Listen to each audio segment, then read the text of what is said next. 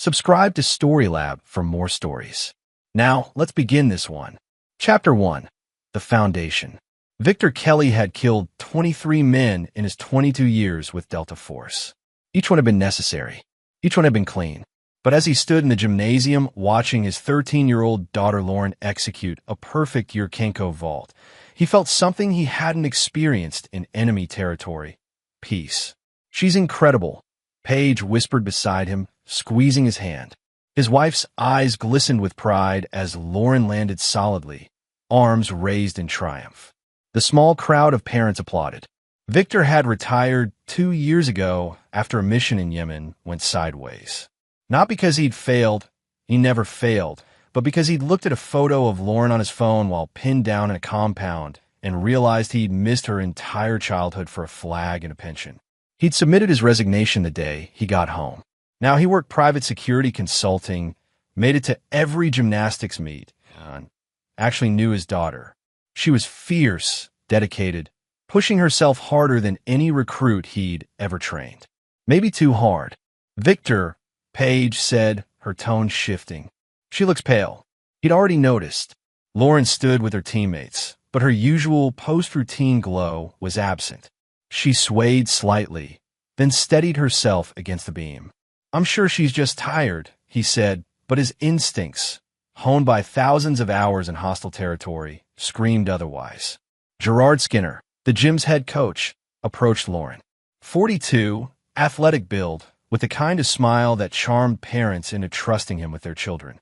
He'd transformed Lauren from a talented amateur into a regional champion in 18 months. Parents called him a miracle worker. Victor called him calculating. "She's fine," Skinner announced to the small crowd, his hand resting on Lauren's shoulder a moment too long. "Just pushed herself in training today. Right, Lauren?"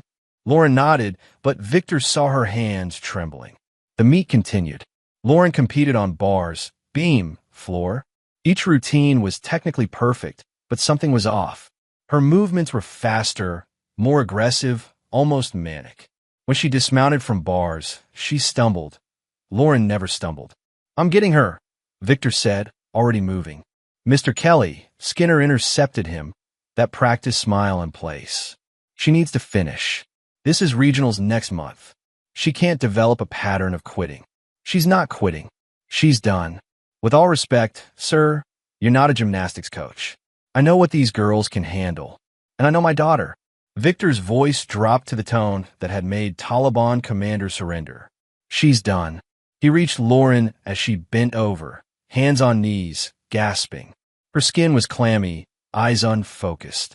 "Dad," her voice was small, frightened. "I don't feel right. I've got you, sweetheart." He lifted her easily. She weighed nothing, and carried her toward the exit. "This is a mistake," Skinner called after them.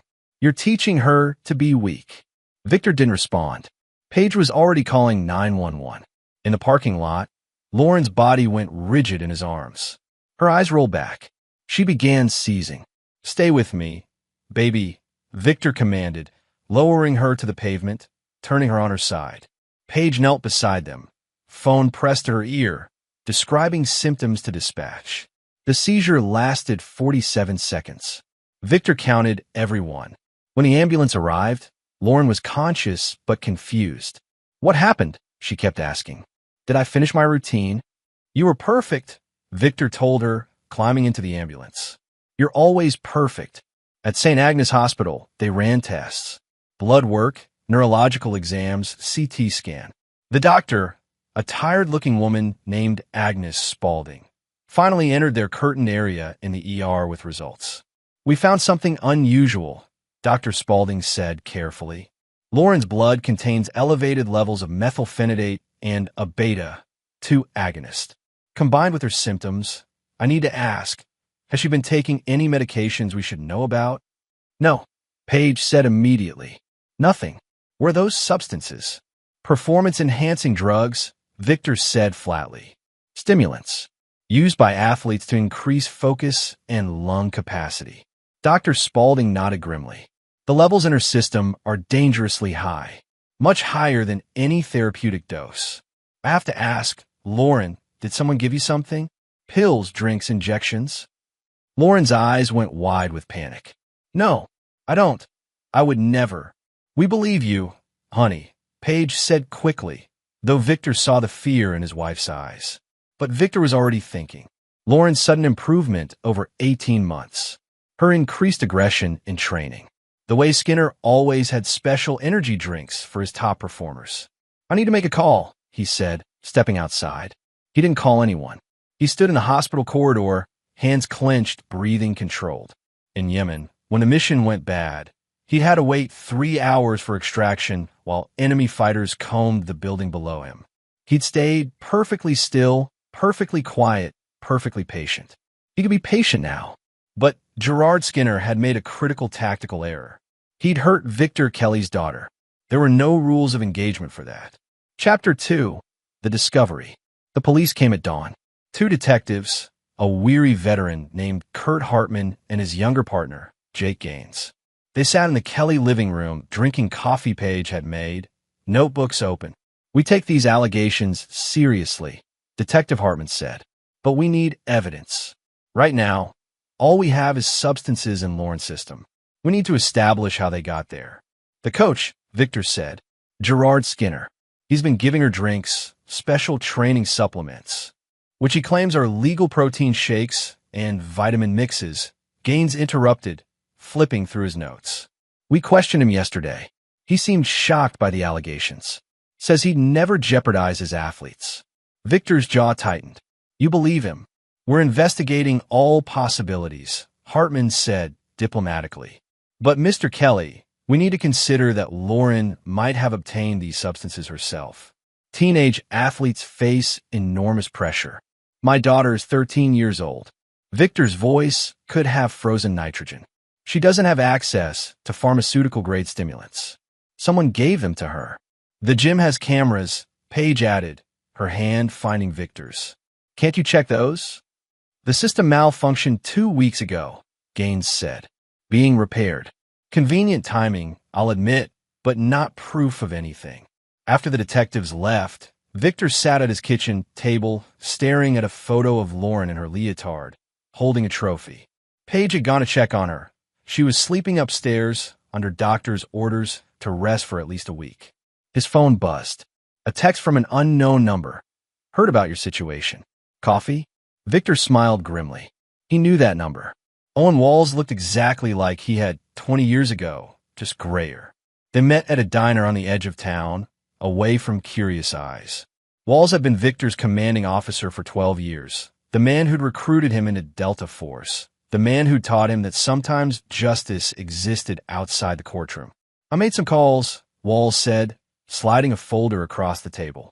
Your coach has an interesting file. Victor opened it. Gerard Skinner, born in Ohio, collegiate gymnast who'd shown promise before a knee injury ended his competitive career. Became a coach at 24. 3 previous positions, all at different gyms.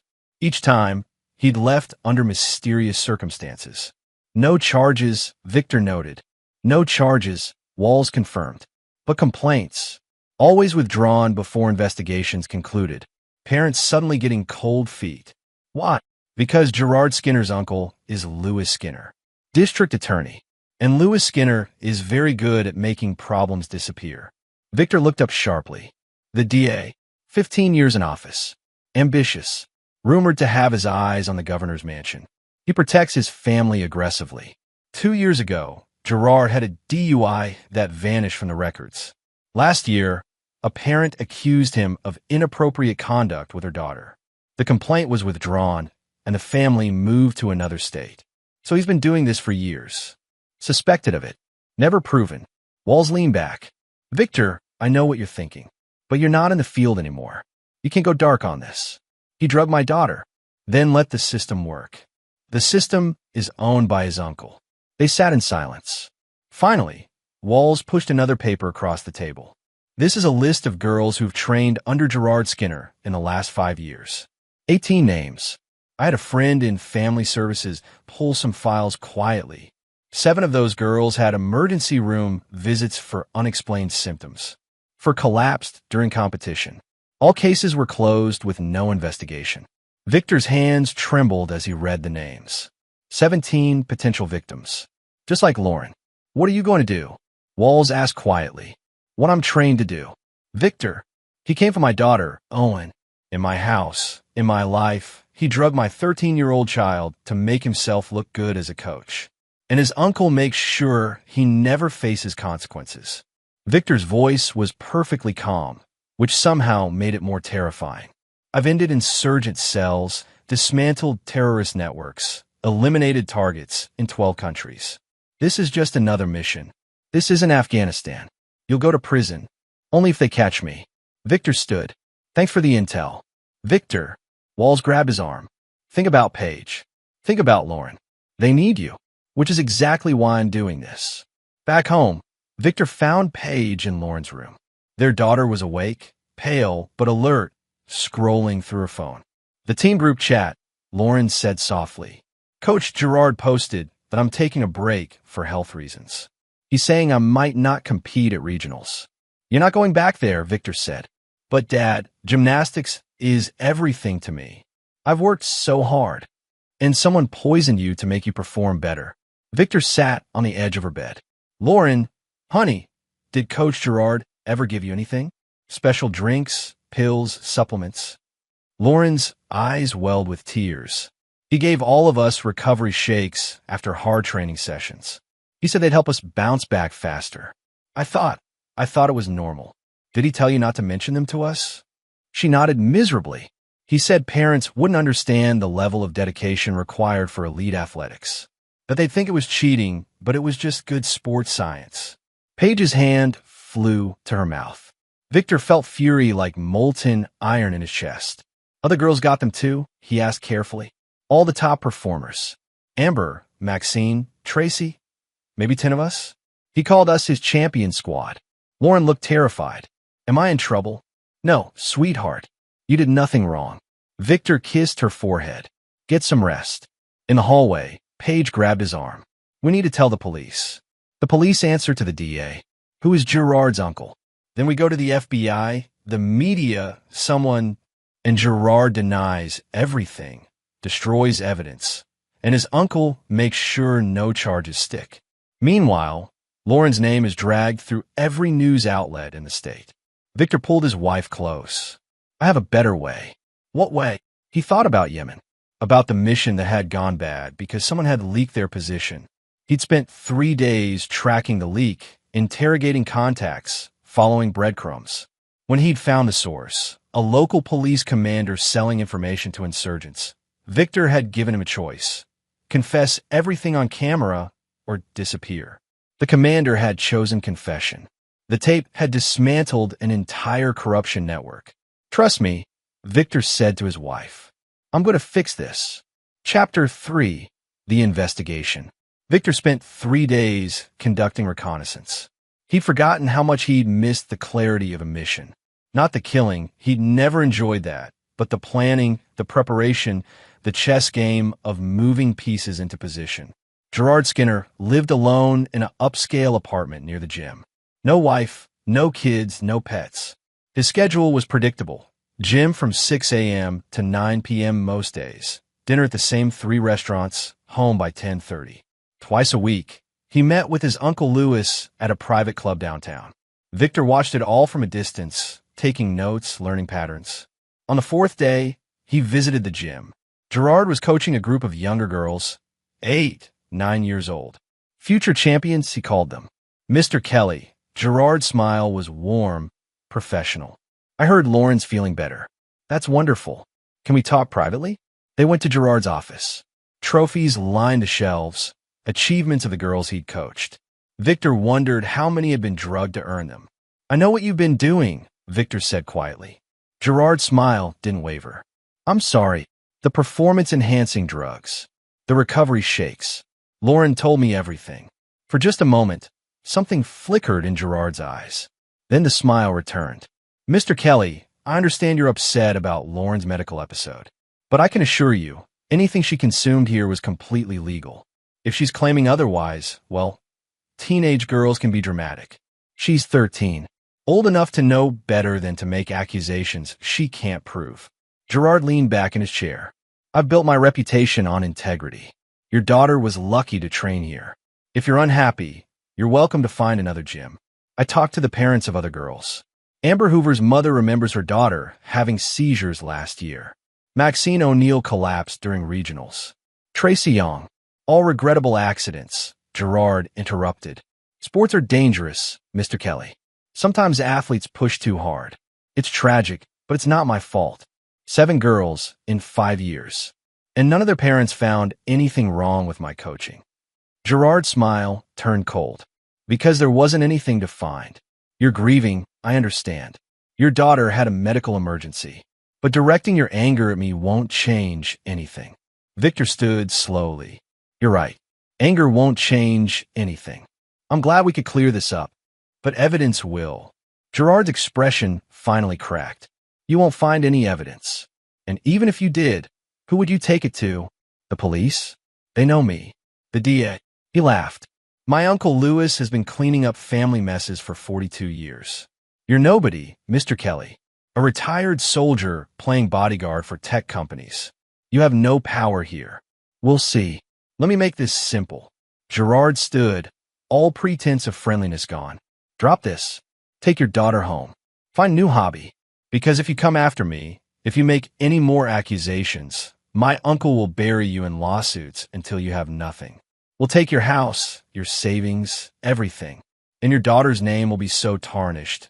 No gym in the country will touch her. Victor had heard threats before.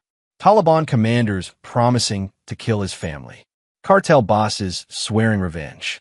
Russian agents vowing to hunt him down. Gerard Skinner's threat didn't even register. One more thing, Gerard added. I know men like you. Military types who think they're heroes. But you're in the civilian world now. There are rules. Laws. Step out of line, and you'll spend the rest of your life in prison. So walk away, soldier, while you still can. Victor smiled for the first time in the conversation. You made a mistake. What mistake? You should have looked at my service record. I wasn't just military. I was Delta Force. Do you know what that means? Gerard's confidence wavered slightly. It means I've toppled governments, eliminated high-value targets in 14 countries, survived situations where the enemy held every advantage. Victor moved toward the door. You think you're protected? You think your uncle makes you untouchable. He paused at the threshold. I've killed men who were actually dangerous. You're just a coward who drugs children. That night, Victor sat in his home office reviewing Owen Walls' intelligence files. Paige appeared in the doorway with coffee. The police called, she said. Detective Hartman, they're closing the investigation. Insufficient evidence. Victor didn't look up from his laptop. Expected. Victor, what are you planning? He finally met her eyes. Do you trust me? Always. Then I need you to trust me now. Take Lauren to your sister's house in Virginia. Stay there for 2 weeks. Why? Because what I'm about to do, I need to do alone. And I need to know you're both safe. Paige studied him for a long moment. They'd been married 16 years. She knew the man she'd married, the caring father, the devoted husband. But she also knew the other man, the one who disappeared for months at a time on classified missions, who'd come home with scars he couldn't explain and nightmares he wouldn't discuss.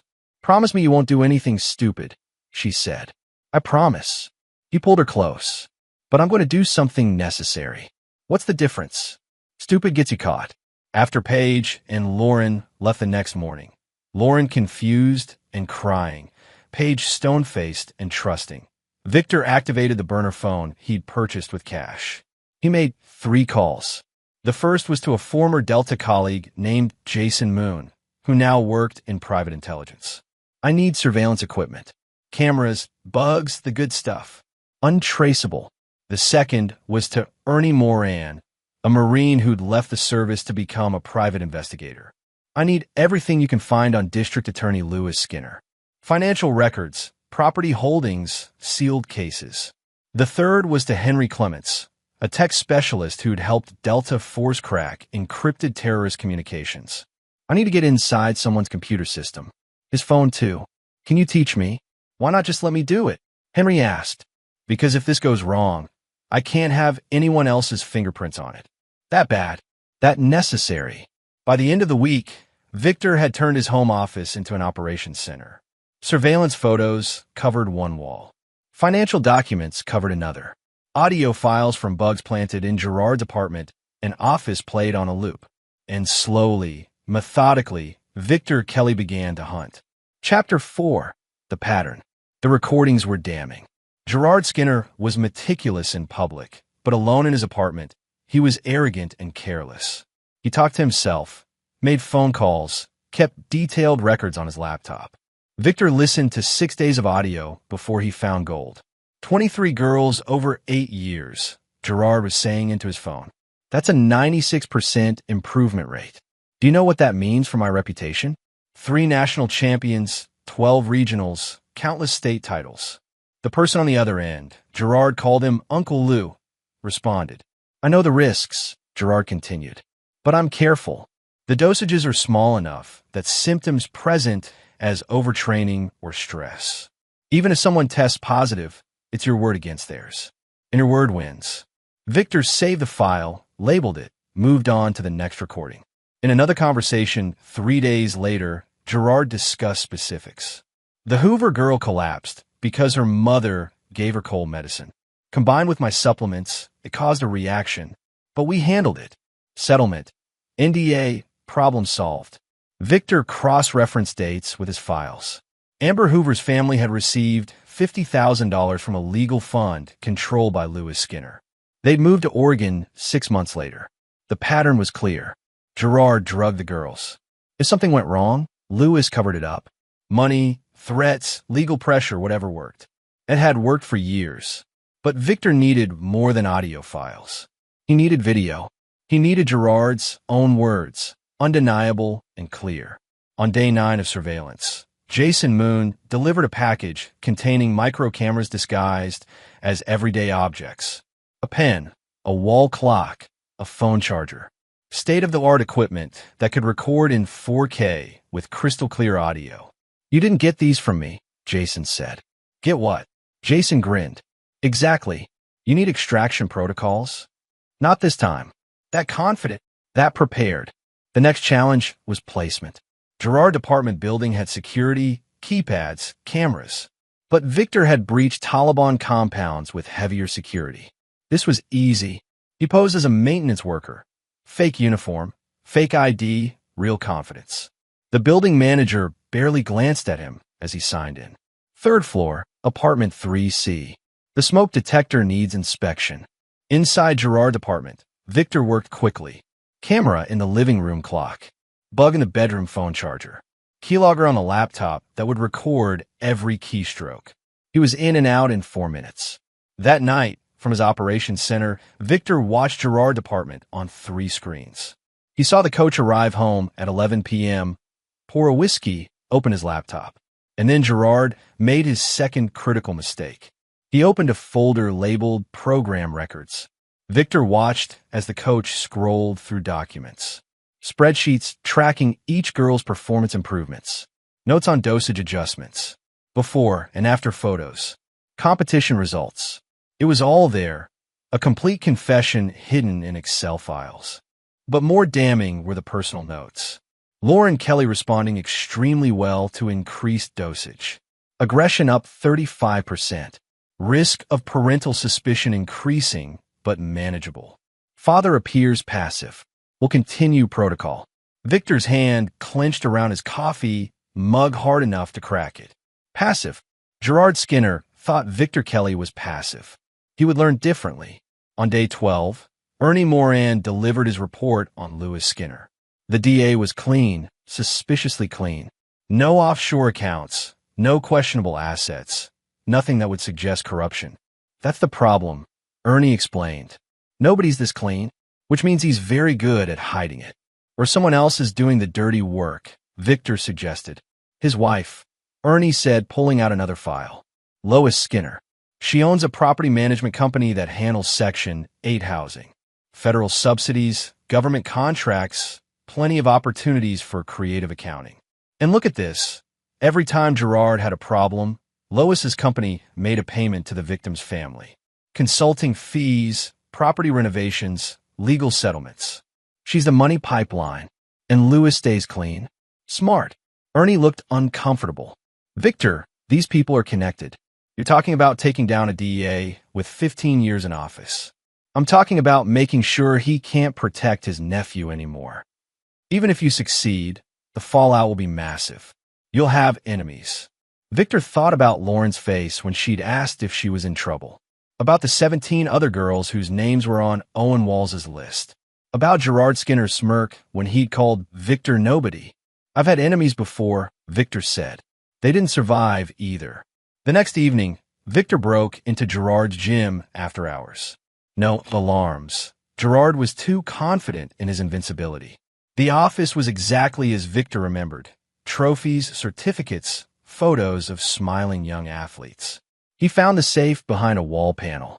10 minutes with a stethoscope, and he had it open. Inside, cash, passports, and a black ledger. The ledger contained names, dates, and amounts. Every girl Gerard had drugged. Every payoff Lewis had arranged. Every family silenced with money or threats. 17 girls. 8 years. Not a single prosecution. Victor photographed every page, then carefully returned everything. Gerard would never know anyone had been there. At home, he compiled everything into a comprehensive file. Audio recordings, financial documents, Gerard's personal records, the ledger, witness lists from Ernie's investigation, medical records from girls who'd been hospitalized. It was enough to destroy both Gerard and Lewis Skinner. But Victor didn't want destruction. He wanted confession.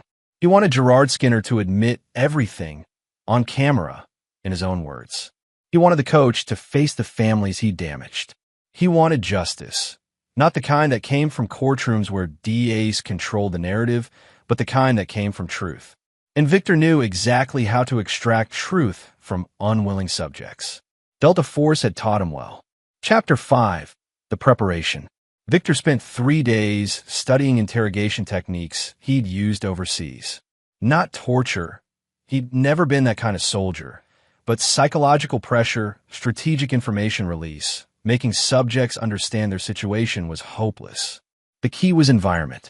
Subject needed to be isolated, disoriented, facing someone who controlled every aspect of the situation.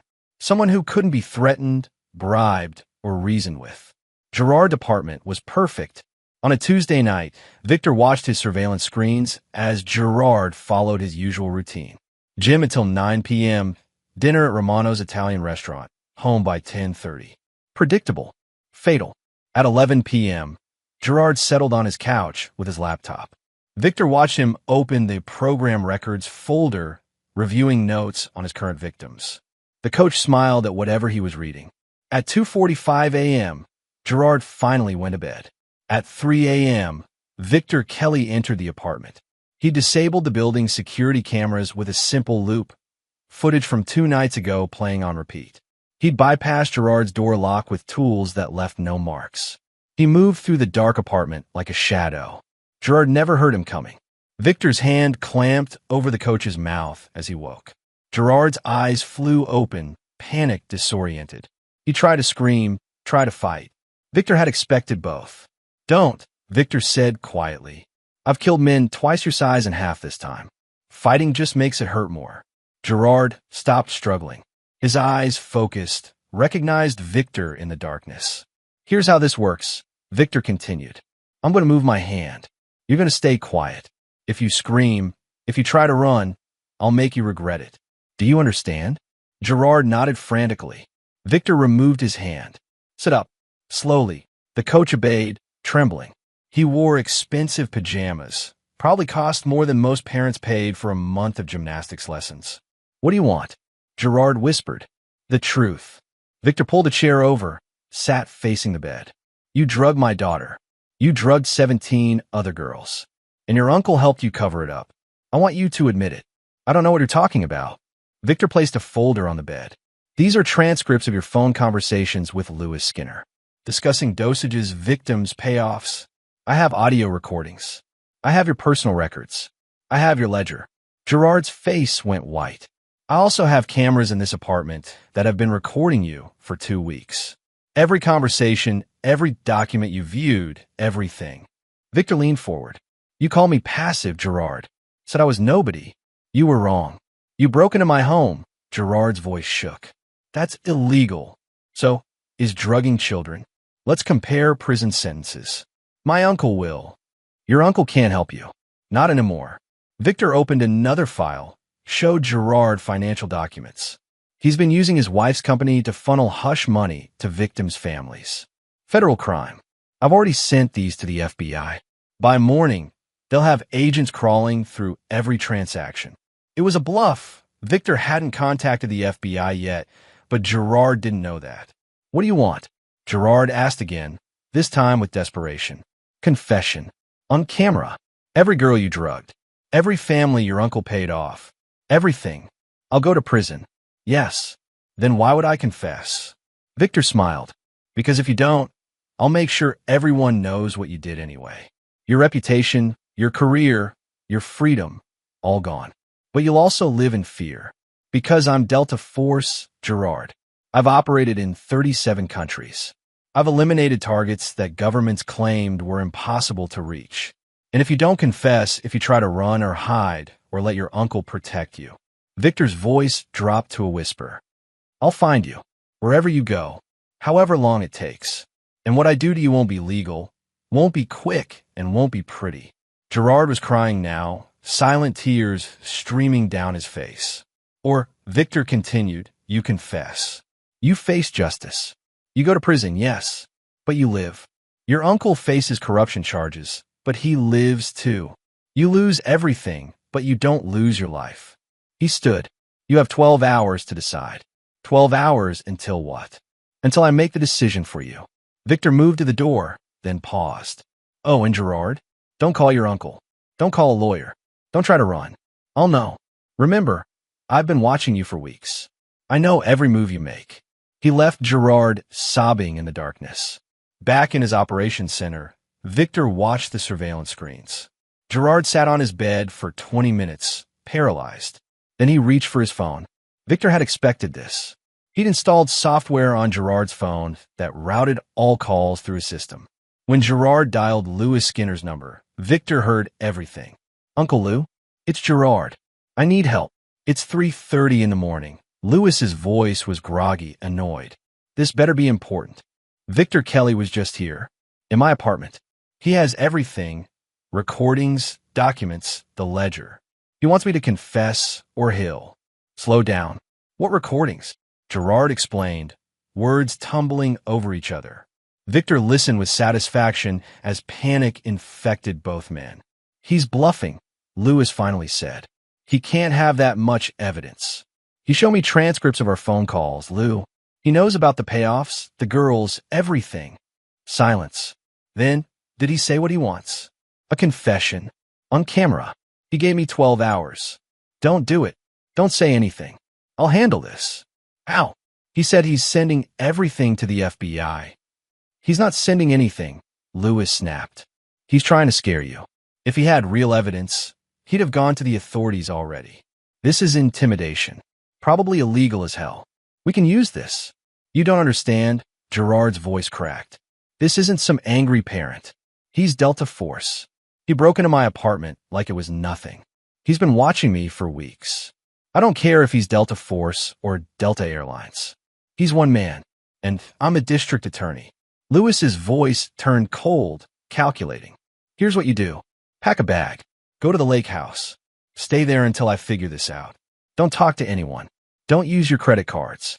And for God's sake, don't confess to anything. What are you going to do? What I always do. Make the problem disappear. The call ended. Victor smiled. Gerard had just made his third critical mistake. He'd told his uncle everything, which meant Victor now knew exactly what Lewis would do next. Within an hour, Gerard left his apartment with a hastily packed bag. Victor tracked him via the GPS beacon he'd planted in the coach's car. Gerard drove north, toward a property Lewis Skinner owned on Lake Morrison. Perfect. Isolated. Private. No witnesses. Victor gave Gerard a head start, then followed. Chapter 6. The Confrontation. The lake house sat at the end of a private road, surrounded by forest. No neighbors for miles. Gerard had chosen his sanctuary well, or rather, Lewis had chosen it for him. Victor parked a quarter-mile away and approached on foot through the woods. Dawn was still 2 hours away. The house showed one light in a ground floor window. He'd brought equipment, portable camera with infrared capability, portable audio setup, and a laptop for live recording. Everything battery-powered, everything mobile. The house had no security system. Lewis Skinner's arrogance again. Rich men thought isolation was security. They were wrong. Victor circled the property, noting exits, sight lines, potential complications. Then he set up his equipment in the tree-line, camera aimed at the house's main room through the window. At 5:47 a.m., a black Mercedes pulled up the driveway. Lewis Skinner emerged alone. He was 62, silver-haired, with the bearing of a man used to being the most powerful person in any room. He knocked on the door. Gerard opened it, still wearing the clothes from last night. "You look terrible," Lewis said, entering. "Pour me coffee." Victor adjusted his directional microphone, ensuring clear audio. "Tell me everything," Lewis demanded once they were seated. Gerard repeated his story. The break-in, Victor's threats, the evidence. "And you're sure he has recordings of our calls?" Lewis asked. "He read them to me." Lou word for word. Lewis was quiet for a long moment. "That's a problem, but not an insurmountable one." "What do you mean?" "Evidence obtained illegally isn't admissible in court. If Kelly broke into your apartment, planted bugs without warrants, hacked your phone, all of that is fruit of the poisonous tree. A good lawyer will get it thrown out. But the FBI won't do anything without admissible evidence. And Kelly knows this. That's why he's trying to get a confession instead." Lewis stood, paced. "The real question is how much damage he can do outside the legal system." "What do you mean?" "Media. Internet. He could release everything publicly. Destroy your reputation. Hurt my career." Lewis stopped pacing. "We need to contain this. Permanently." "Ow." "Kelly is a problem. Problems get solved." Gerard's eyes widened. "You mean?" "I mean, we make him understand that pursuing this is more dangerous than dropping it." Lewis pulled out his phone. "I have contacts, private security types who handle delicate situations. They'll have a conversation with Mr. Kelly. Make it clear that continuing this investigation would be unhealthy for him and his family." "You're talking about threatening him?" "I'm talking about making him go away." Victor had heard enough. He'd wanted a confession, but this was better. This was conspiracy, witness tampering, and implied threats of violence. All recordable, all admissible if obtained correctly. He activated his Livestream setup, routing the video feed to a secure cloud storage that Owen Walls had helped him establish. Everything Gerard and Lewis said from this point forward would be preserved in multiple locations. Insurance. "There's another problem," Gerard was saying. "He knows about the girls. All of them. How many are we talking about?" 17 over 8 years. "But Lou, some of them, the Hoover family, the O'Neills, they signed NDAs. They took settlements. They can't talk. NDAs can be broken if he convinces them. And settlements don't mean much if he's got evidence of systematic abuse." Lewis ran his hands through his silver hair. "How exposed are we on the payments?" Lois handled everything through her company. Consulting contracts, legal fees. All legit on paper. Good. That might protect us. But we still need to deal with Kelly. "What if he makes good on his threat?" Gerard asked.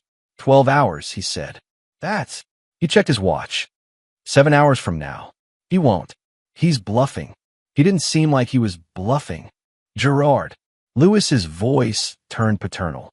"I've been doing this for 30 years. I know how to read people. Victor Kelly is angry, yes. But he's not going to risk his freedom, his family, his life to pursue vigilante justice. He's trying to scare you into a mistake. Don't make one." Victor smiled in the darkness. Lewis Skinner was about to learn the same lesson Gerard had.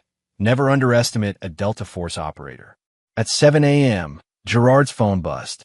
He looked at the screen, went pale. "It's him. Kelly. Text message. What does it say?" 5 hours remaining. "Your uncle can't protect you. Neither can running." Gerard's hand shook. "How does he know I'm here? How does he know Uncle Lou is here?" Lewis grabbed the phone, read the message himself. For the first time, uncertainty crossed his face. "He's tracking you somehow," Lewis said. "Phone, car, something." "What do we do?" "We call the police. Report a stalking incident. Get a restraining order. You're the DA. You can't call the police for your nephew without raising questions. Then we handle it ourselves. Lewis made a call. Jeffrey, it's Lewis Skinner. I need you at the lake house. Now, bring 2 of your best men. He hung up. Private security. Former cops. They'll make sure Kelly doesn't try anything stupid. But Victor wasn't planning anything stupid. He was planning something surgical. At 8:30 a.m., 3 men arrived in a dark SUV. Victor recognized the type. Ex-law enforcement, now working private security for wealthy clients. They were armed, professional, scanning the area as they approached the house. Jeffrey Miranda was their leader, tall, muscular, with the dead eyes of someone who'd done questionable things for money. Victor had encountered dozens like him in the private sector. You think this Kelly guy is a real threat? Jeffrey asked Lewis. Possibly. He's ex-military. Delta Force. Jeffrey's expression shifted to respect. Then we take this seriously. Delta operators aren't weekend warriors. If he's hunting your nephew, this could get ugly. Can you handle him? Depends on how far he's willing to go. Jeffrey looked at Gerard. You sure you didn't give him a reason to go full vigilante? Gerard couldn't meet his eyes. Christ, Jeffrey muttered. What did you do? It doesn't matter, Lewis interrupted. What matters is keeping Gerard safe and convincing Kelly to back off. Can you do that? We could try. But boss, if this guy's got evidence of actual crimes, threatening him could make things worse. Then don't threaten. Reason with him. Make him understand there's a peaceful solution. Jeffrey didn't look convinced, but he nodded. We'll need to sweep the area first. Make sure he's not already in position. The security team split up, searching the property perimeter. One of them passed within 20 feet of Victor's position. Victor didn't move, didn't breathe. Basic fieldcraft. If you don't move, people rarely see you. The guard passed. At 10 a.m., Victor sent another text. 2 hours. Last chance to do this the easy way. Inside the house, Gerard was pacing like a caged animal. I can't do this. I can't just sit here waiting. Then don't, Victor said. He was standing in the doorway. Chapter 7. The Confession. The security team reacted professionally, weapons drawn, defensive positions, training kicking in. But Victor's hands were empty, visible, non-threatening. Easy, he said calmly. I'm not here to fight. On the ground, Jeffrey commanded. Now, I don't think so. Victor's voice carried the absolute confidence of a man who'd survived worse situations. I'm here to talk. 2 hours early, as a courtesy. You're trespassing, Lewis said, recovering his composure. Breaking and entering. My security team is within their rights to remove you. Forcibly if necessary. True, but your nephew is guilty of drugging 17 underage girls over 8 years. And you're guilty of helping him cover it up. My trespassing seems like a minor issue compared to that. Gerard had backed against the wall, eyes wide. Lewis remained seated, but Victor saw the calculation in his face. You have no proof, Lewis said. Victor pulled out his phone, pressed play. His own voice filled the room. Tell me everything. Then Gerard's. 23 girls over 8 years. That's a 96% improvement rate.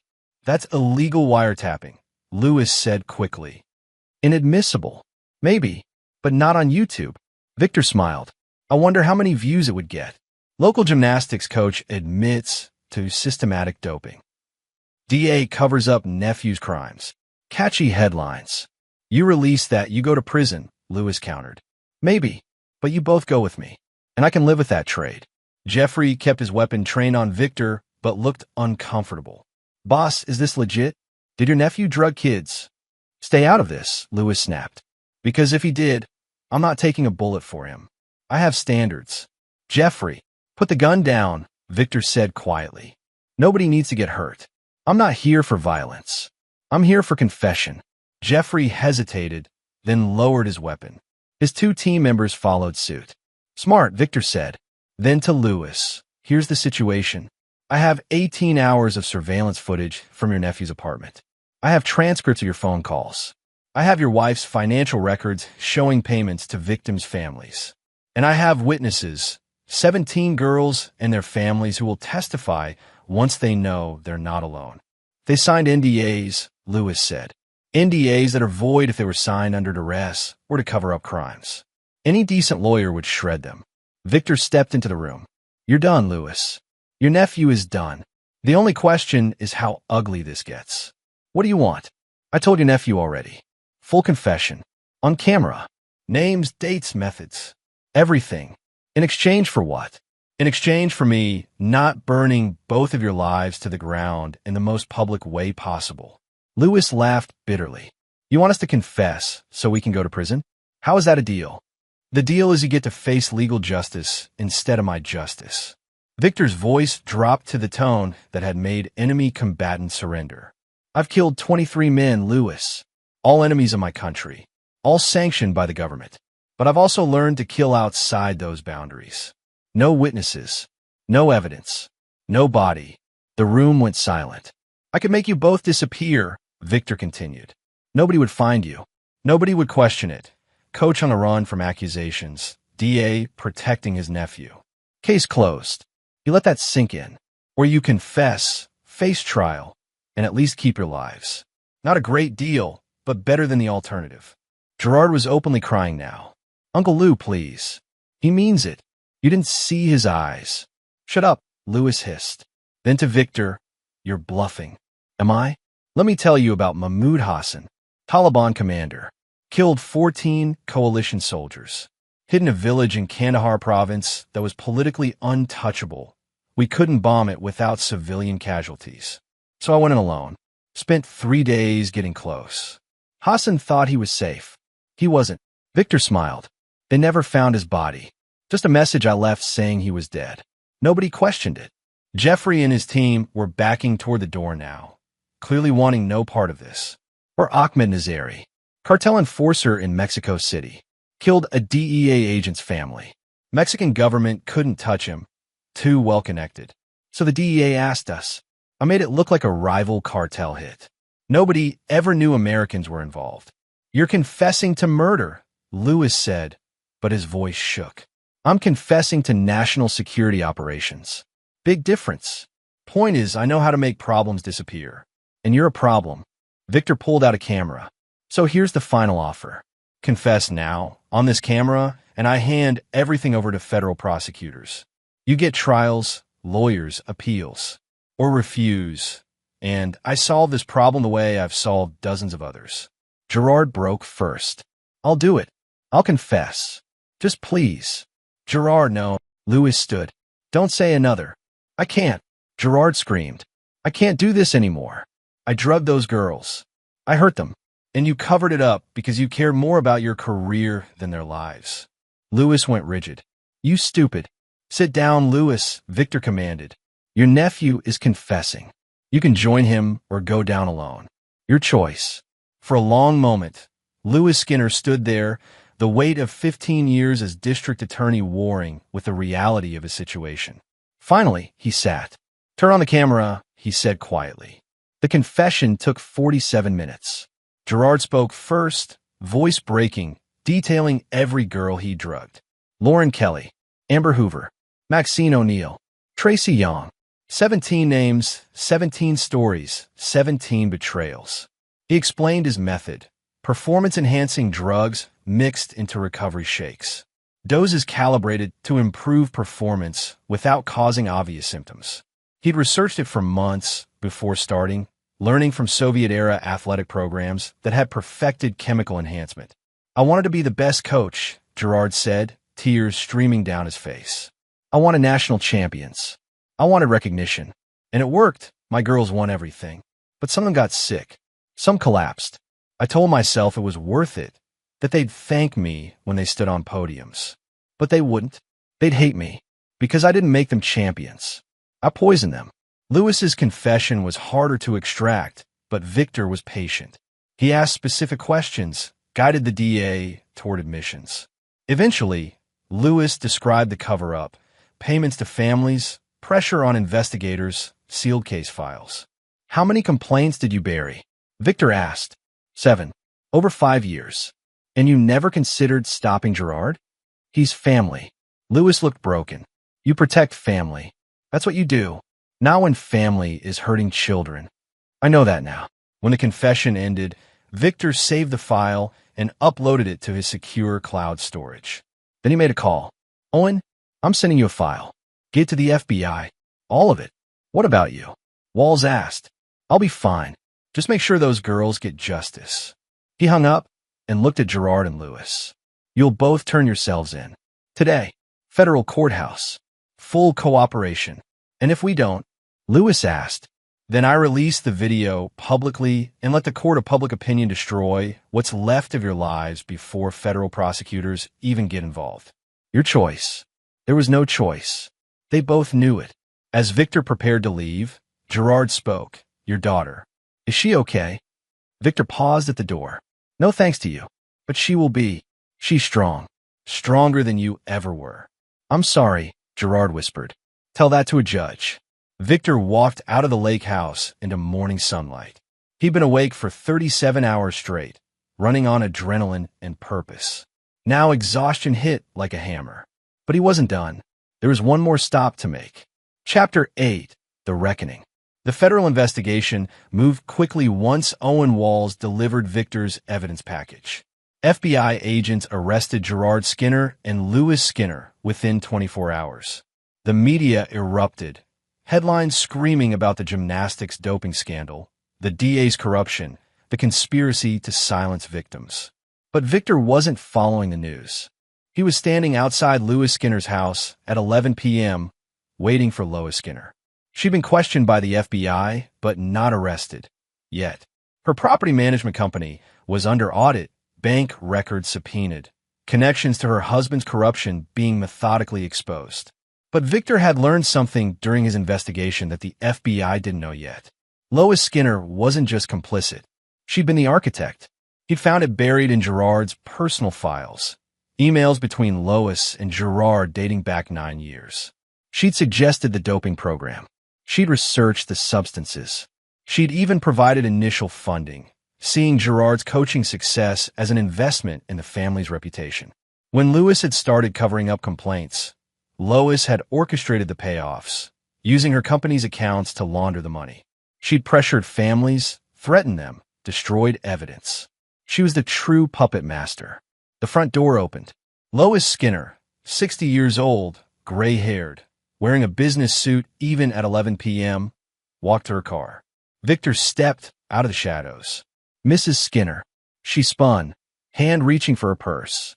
Victor moved faster, grabbing her wrist. I wouldn't. I know you carry a pistol. Let's not make this complicated. Who are you? But recognition dawned. Victor Kelly, the father. That's right. My husband and nephew are in federal custody because of you. What more do you want? The truth. Victor released her wrist, but blocked her path to the car. You started this. The doping program. The cover-ups. It was all you. Lois's expression didn't change. I have no idea what you're talking about. Gerard's emails tell a different story. So do your financial records. The FBI will find them eventually, but I wanted to ask you personally. Victor stepped closer. Why? Why did you hurt those girls? I didn't hurt anyone. Gerard made his choices. Lewis made his. I'm innocent. You suggested using stimulants on children to make your nephew look successful. I suggested nutritional supplements. What Gerard did with that information is his responsibility. Victor laughed without humor. You're still lying. Even now. Prove it. I don't have to prove it. The FBI will. But I wanted you to know something. Victor leaned in close. You think you're going to escape this. You think you'll separate yourself from Lewis and Gerard, play the innocent wife, maybe cut a deal. You won't. The FBI has nothing on me. The FBI has everything. Emails, financial records, testimony from families you threatened. And they're going to charge you with conspiracy, witness tampering, money laundering, and child endangerment. You're going to prison, Lois. For a long time. She finally showed emotion, a flicker of fear. But that's not why I'm here, Victor continued. I'm here because I want you to understand what you did. You didn't just hurt 17 girls. You traumatized them. Some of them will never trust coaches again. Some will never compete again. Some will carry the psychological damage for the rest of their lives. And why? For what? So Gerard could win some trophies? So your family could look successful? Those girls were lucky to train with Gerard. My daughter had a seizure on a parking lot, Victor said quietly. She was terrified, confused, in pain. Because of you. Lois said nothing. I could hurt you, Victor said. I want to. I've spent weeks planning ways to make you suffer. But you know what I realized? You're not worth it. You're going to prison. Your family is destroyed. Your reputation is gone. Everything you built is ashes. That's punishment enough. He stepped back, giving her access to her car. But I want you to remember something, Victor added. Every day you spend in prison, think about those 17 girls. Think about what you did to them. Think about how you sacrificed children for your own ambition. And know that you earned every second of your sentence. Lois got in her car without another word and drove away. Victor watched her taillights disappear, then pulled out his phone and called Paige. It's over, he said when she answered. They arrested Lewis and Gerard. Paige said, it's all over the news. Victor, what did you do? What needed to be done? He walked to his own car. How's Lauren? Asking about you. Worried. She saw the news. Her coach is everywhere. Tell her I'm coming home. Tell her it's over. Tell her. Victor's voice caught. Tell her she's safe now. When will you be here? 3 hours. Drive careful. I love you. I love you too.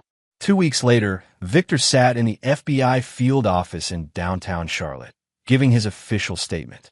The agent interviewing him, Rudy Fisher, had been polite but firm about the illegal aspects of Victor's investigation. Breaking and entering, wiretapping, intimidation, threatening federal witnesses, Fisher listed. You understand these are serious crimes, Mr. Kelly? I understand. So why should we not arrest you right now? Because I delivered you a case you'd never have built on your own. Gerard and Lewis Skinner have been operating for years. Multiple complaints, 0 prosecutions. I gave you everything. Evidence, confessions, witness lists. Without me, those 17 girls never get justice. Fisher leaned back. That's not how the legal system works. Isn't it? The legal system failed those girls. The DA was protecting his nephew. Local police wouldn't investigate. So I did what the system couldn't. By becoming the vigilante. By becoming a father who refused to let his daughter's abuser walk free. Fisher was quiet for a moment. The prosecutor is willing to grant you immunity in exchange for your testimony. All charges dropped. Full cooperation agreement. Your methods stay sealed. And Gerard and Lewis? Trial starts in 6 months. Federal charges. With your evidence and their confessions, it's airtight. Gerard's looking at 20 years minimum. Lewis faces 15 for corruption. Lois Skinner was arrested yesterday. Conspiracy and witness tampering. She's facing 10 years. Good. The other victims? Fisher asked. The 17 girls? Their families are meeting with federal prosecutors. NDAs are being voided. They'll all testify. Thanks to you. Victor shook his head. Thanks to them. They're the brave ones. They're the ones who'll stand up in court and relive their trauma. I just removed the obstacles. Fisher extended his hand. Off the record, I have a daughter too. 11 years old. If anyone hurt her the way Gerard hurt yours. He didn't finish the sentence. You did the right thing, Mr. Kelly, even if you did it the wrong way. Victor shook his hand. I can live with that. Chapter 9, The Victory. The trial lasted 3 weeks. Victor attended every day, sitting in the gallery with Paige and Lauren. His daughter had insisted on being there. I need to see him face consequences, she'd said. Victor couldn't argue with that. Gerard Skinner pleaded guilty on day 2, taking a deal, 25 years in federal prison. No parole. His testimony against his uncle sealed Lewis's fate. Lewis fought harder, but the evidence was overwhelming. Recorded phone calls, financial records, testimony from victims' families about threats and payoffs. On day 16, the jury returned guilty verdicts on all 14 counts.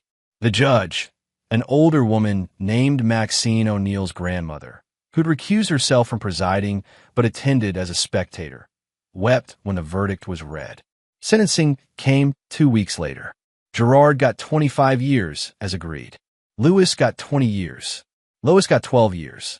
The judge made a point of noting that their crimes had betrayed the public trust and traumatized vulnerable children in pursuit of vanity and ambition.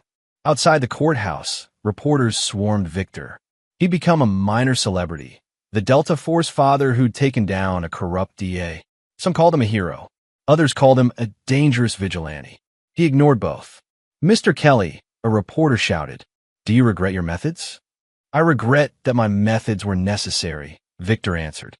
"The system should have protected those girls. It didn't. So I did." "Would you do it again?" Victor looked at Lauren, standing with her mother, finally smiling for the first time in months. Without hesitation. 6 months later, life had found a new normal. Lauren had started training at a new gym, vetted extensively with transparent policies and parent oversight. She was competing again, loving it again, without the shadow of what Gerard had done. Paige had returned to her architecture firm, designing a community center that would include a youth athletics program with strict safety protocols. Victor had quietly returned to his consulting work, though he turned down several high-profile contracts. He preferred being home now, present, there for his family. One evening, as he watched Lauren practice her floor routine in their backyard, she'd insisted on installing a practice mat. His phone buzzed. A text from Owen Walls. "Heard something interesting. Remember Jeffrey Miranda, the security guy from the lake house? What about him?" Victor replied. "He testified for the prosecution. Said watching you handle Lewis and Gerard made him reevaluate his career choices. He's leaving private security, joining a nonprofit that protects kids from abuse." Victor smiled. Collateral good from a dark situation. And there's more. The FBI is using your methods, legally, with warrants, to investigate other elite athletic programs. Gymnastics, swimming, track. Early evidence suggests Gerard wasn't unique. There's a whole network of coaches using similar doping protocols. Will they stop it? Victor asked. With your case as precedent? Absolutely. You started something, Victor. Real reform. Real change. That night at dinner, Lauren brought up gymnastics, something she'd avoided for months. "Regional championships are in 2 weeks, she said. Coach Amber thinks I'm ready." "But," she looked uncertain. "But what, honey?" Paige asked. "I don't know if I want to compete anymore. After everything Gerard did, after what he put in my body." Lauren's eyes welled up. "I don't know if I can trust the sport." Victor put down his fork. "Can I tell you something I learned in Delta Force?" "Okay. When a mission goes bad, when you face something traumatic, you have 2 choices. You can let it break you, let it define you, let it take away something you love. Or you can take back control. You can return to what you love on your own terms, in your own time, in your own way." "But what if I fail?" Lauren whispered. "Then you fail. So what? You're 13 years old. You have your whole life to succeed. But what Gerard did, that doesn't get to take away your passion. That doesn't get to steal your joy." Victor reached across the table, took her hand. "You love gymnastics, Lauren. I've watched you since you were 5 years old, spinning in circles in the living room. That love is yours. Not Gerard's. Not anyone else's. Yours." Tears streamed down Lauren's face. "I'm scared. Being scared means you're brave. Bravery isn't the absence of fear. It's doing the right thing despite the fear. What if I can't? Then I'll be in the stands, proud of you for trying. And if you decide never to compete again, I'll be proud of you for that too. Because you get to decide. Not Gerard. Not fear. You." Lauren looked at her mother, then back at Victor. "Will you help me train? Every day if you want." 2 weeks later, Victor sat in the stands at regional championships. Lauren competed in all 4 events. She didn't win. She took 4th overall, her best finish in months, but not a podium placement. When she came off the floor after her final routine, she was smiling. "Did you see that?" she called to Victor. "Did you see my double back? I saw everything, sweetheart. You were amazing. I didn't win. You did something better. You took back control." Lauren hugged him tight. "Thank you, Dad. For everything. I'd do it all again," Victor said. "For you, I'd do anything." That night, as Victor lay in bed next to Paige, she traced the scars on his shoulder, remnants from a mission in Syria that had nearly killed him. "Do you think they'll ever truly pay for what they did?" she asked. "Gerard, Lewis, Lois? They'll spend decades in prison. They lost everything: freedom, reputation, family. That's payment enough. Is it though? Can anything truly balance what they did to those girls?" Victor thought about the 17 names on Owen Walls' list, about Lauren's terror in the hospital, about the other families who'd suffered in silence for years. No, he admitted, nothing balances it. But justice isn't about balance. It's about accountability. They were held accountable. They faced consequences. And other coaches out there seeing those consequences and maybe, hopefully, choosing different paths. You did a good thing, Paige said quietly. I did a necessary thing. That too. They lay in silence for a while. Then Victor spoke. I killed 23 men in my military career. Everyone haunts me sometimes. But Gerard Skinner, Lewis Skinner, it didn't kill them. I did something harder. I made them face what they'd done. I made them confess. I made them human again, just long enough to understand their own monstrosity. And then I let the law handle them. That took more strength than killing them would have, Paige said. Maybe. Or maybe I just finally learned that not every problem needs a Delta 4 solution. Some problems need a father solution. And what's a father's solution? Victor smiled in the darkness. Protect your children. Always. No matter what it takes. No matter what it costs. No matter who stands in your way. Even if it means becoming something you're not. I'm exactly what I've always been, Victor said. A weapon. I just finally pointed myself at the right target. Paige kissed him gently. You're more than a weapon. You're a father. A husband. A good man. Good men don't break into apartments and threaten DAs. Good men do whatever it takes to protect their children. Victor held his wife close and closed his eyes. Outside, the night was quiet. Safe. His daughter slept peacefully upstairs, dreaming of gymnastics routines and victories yet to come. Gerard Skinner was in a federal prison in Pennsylvania, serving year 125. Lewis Skinner was in a different facility, learning what happens when former DAs become inmates. Lois Skinner was in a women's prison, her property empire seized, her reputation destroyed. And 17 families were beginning to heal, knowing their daughter's suffering hadn't been in vain. Victor Kelly had been Delta Force for 22 years. He'd served his country, eliminated threats, saved lives. But this victory over monsters who hurt children, this was the mission that mattered most. Not because of tactics or strategy or operational success, but because he'd looked into his daughter's eyes and promised her that the man who'd hurt her would face justice. And Victor Kelly never broke a promise. This is where our story comes to an end. Share your thoughts in the comments section. Thanks for your precious time. If you enjoyed this story, then please make sure you subscribe to this channel. That would help me a lot. Click on the video you see on the screen, and I will see you there.